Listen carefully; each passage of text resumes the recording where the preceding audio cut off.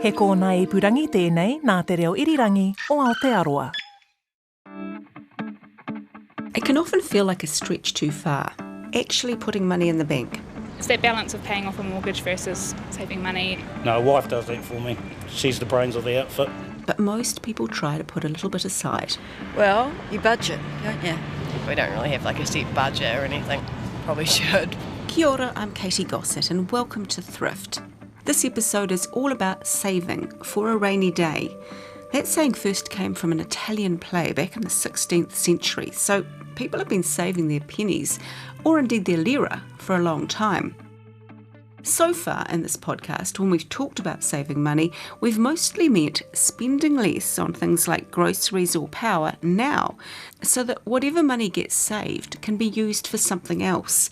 But in this episode, we're talking about saving, as in actually putting money in a savings account for a later date, or a specific goal, like a car, for example. So this is my car, Maz MPV 05. Thanks to my incentive savings, I managed to get the money for all 4 tyres, brand new, so I know they're going to last me a while. So that's Charlene, talking about what was, for her, a pretty big ticket item and a satisfying one. This car I actually got on finance and I managed to pay it off in 3 years. We'll hear more about her big purchase very shortly, but we need to rewind a bit because Charlene's journey to get here has been a long one. Hi, Charlene, this is Katy. Hi. Yeah, so we wandered down and got ourselves a coffee, but we didn't get you one, sorry. I feel offended. I know, I could have. That's all right. I wouldn't expect you to put your hard-earned savings towards my coffee. Would you like a cup of tea? That's Linda Smith, a financial mentor with the Christchurch Methodist mission. And we'll be hearing a bit from her too. But first up, Charlene. We're just going to identify her by her first name. And I've come here today to find out how she managed to get started saving. So I'm a stay-at-home mum, 4 kids at the moment. Her children are aged 11, 9, 7 and 4. I want to be able to do stuff with my kids and take them places and have experiences and stuff. But back in 2020, things were challenging. I was trying to get myself out of debt, but just never really had the money to do it. Charlene had debt adding up to over $60,000. She filed for bankruptcy at the end of 2020, but still had other debt. I was constantly pawning things just to get like alcohol and cigarettes, and then I'd have to pay interest on that to get them back out so that I wouldn't lose them. Looking back, it was a lot of money and a lot of stress. Just in that for, like a night's worth of cigarettes and alcohol. Doesn't seem worth it now. Since then, she's made some pretty major changes. I've managed to get out of bankruptcy, I've paid off a car, I've got all my other debts all paid off. So how did Charlene turn things around? Well, she came here to the mission, initially to get some help with the bankruptcy, but was also keen to start saving, and she got sent to Linda, who's been running an incentive saver scheme. The program rewards people who work towards a financial goal. But the first difficult step for Charlene, and our first tip, is take stock of your situation and know what you're spending. It sounds really obvious, but as Linda explains, a lot of us don't do it. People really want to save, then I'd say, well, go and have a look at your bank statements or on your phone and just look at where over the last month or so money has gone. It might even come as a shock, but Linda says if we look closely, there are changes that can be made. You know, is it one less coffee a week? Is it not calling in the dairy on the way home? Because we all have different priorities. We haven't been going out and drinking and stuff, so I guess that money gets saved. Quit the smoking, so I think that's another important saving. You just go, well, what do I really need to have and what I want to have, and then you sort out the difference. For Charlene, it was quite confronting. She had fortnightly meetings with her mentor, went through her finances, and started to get a feel for where the money was going. I was spending a lot of money on smokes and alcohol, and I'm slowly giving up on both of those. Part of the financial advice she got was helping her to see the techniques that were being used against her. I learnt quite a lot, different marketing schemes that people try and pull you in with. Like when you'll see sales outside a store and it tries to drag you in the store to try and buy more. So I've been staying away from that kind of thing, staying away from Afterpay.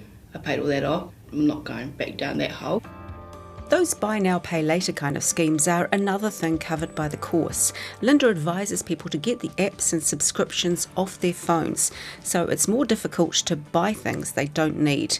And if people really have to use them, If you're going to do it, then just have one at a time and get it paid off. Linda's seen a lot of people caught up in a cycle of debt. The income reduces because of the debt payments that go out.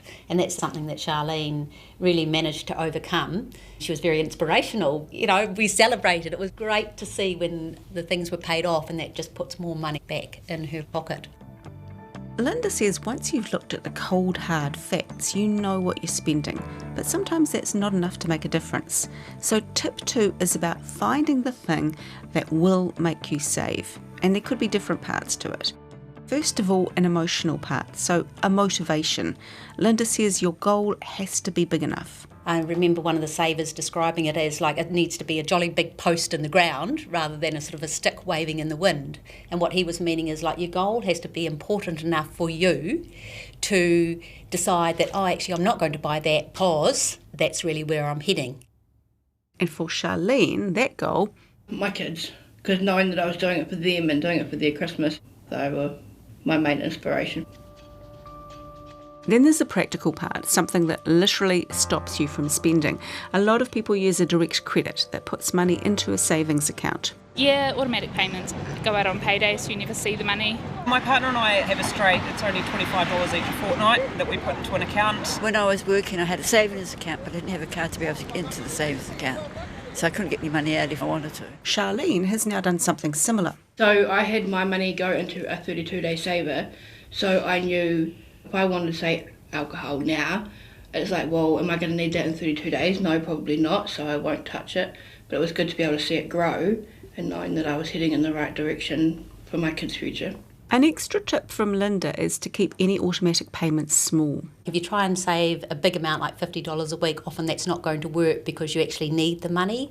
So keeping it small, manageable amounts that you don't really notice missing. It's this approach that's allowed Charlene to pay off her car that she was talking about earlier. So it's a 7-seater. Which is pretty handy if you've got 4 kids. They decide they're going to argue over who sits where. And they all get on together? Sometimes. Charlene gradually paid off the car, $60 a week. I made sure it was like the first thing that went out every week. And when it finally belonged to her, it was a good feeling.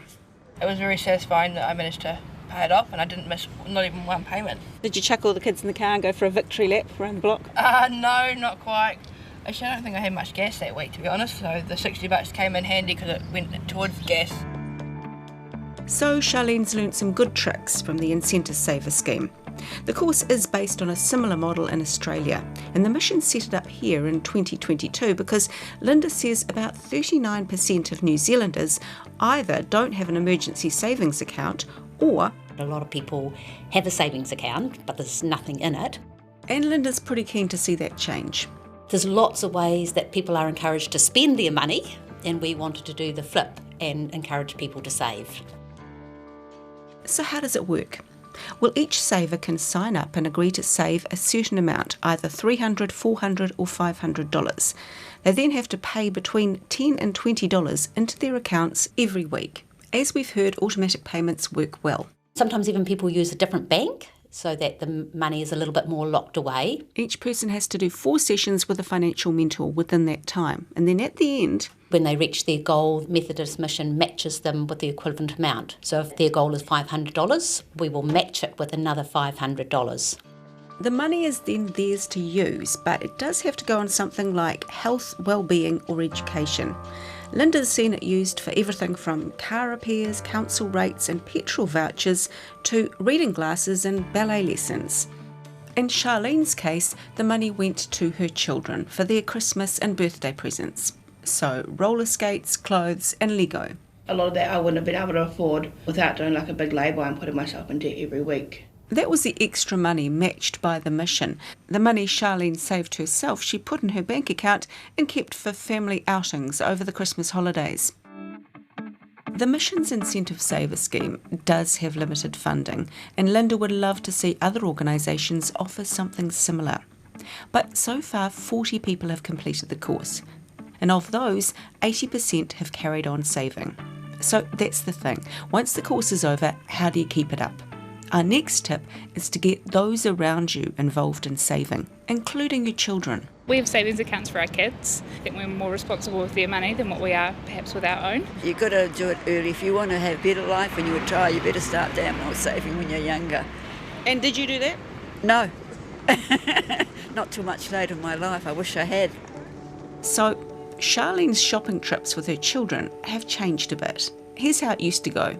They used to fight over who was going to push the trolley or who was going to grab the next thing off the shelf. But now, if I've had to take my kids shopping, I will write out a grocery list, and beside each item I'll write roughly what I think it's going to cost. And then, a bit like we talked about back in our first episode, it's game on for the children. The challenge of finding a deal. If my kids can find it on the shelf cheaper, whatever money I've saved, they've managed to buy themselves a treat at the end of the shopping trip.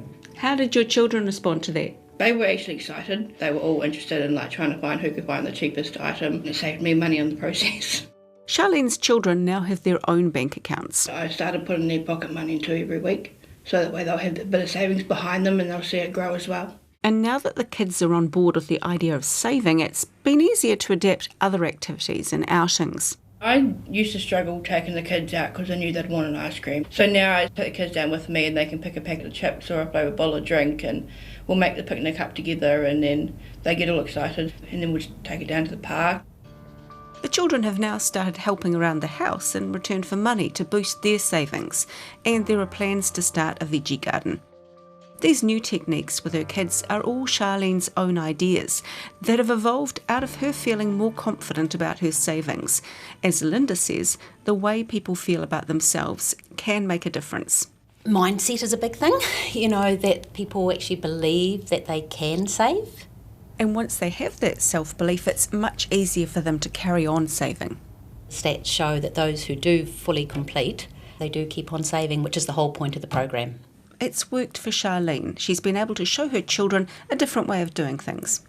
Well, they've been proud of me, actually, that I've managed to get everything out of pawn and I haven't been putting stuff back in. And then I'll be like, oh, the savings has hit this much. Are you proud of me? And they're like, yeah, we're definitely proud of you, Mum. And Charlene feels differently about herself. I think just savings has just given me a positive spin. And I know that I'm not going to be struggling as much as I was, so changed my mindset.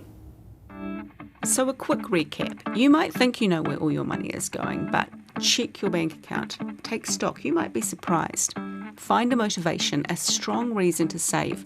Back that up with a banking mechanism that stops you spending too easily. Get the people in your family or those around you on board with your savings plan and help them get started too. And hardest part, maintaining it, like Charlene's children. Make a game of searching up the cheapest deal. Use what you've already achieved to spur you on. This is the last episode in this season of Thrift, but we'll be back in a few weeks. In the meantime, you can follow and listen to other episodes on your favourite podcast app. Many thanks to my guests, Charlene and Linda Smith. This podcast was produced and presented by me, Katy Gossett, engineered by Alex Harmer, and Tim Watkin is the executive producer of podcasts and series. If you have a tip for us, you can email thrift@rnz.co.nz. Thanks for joining me. Ka kite anō.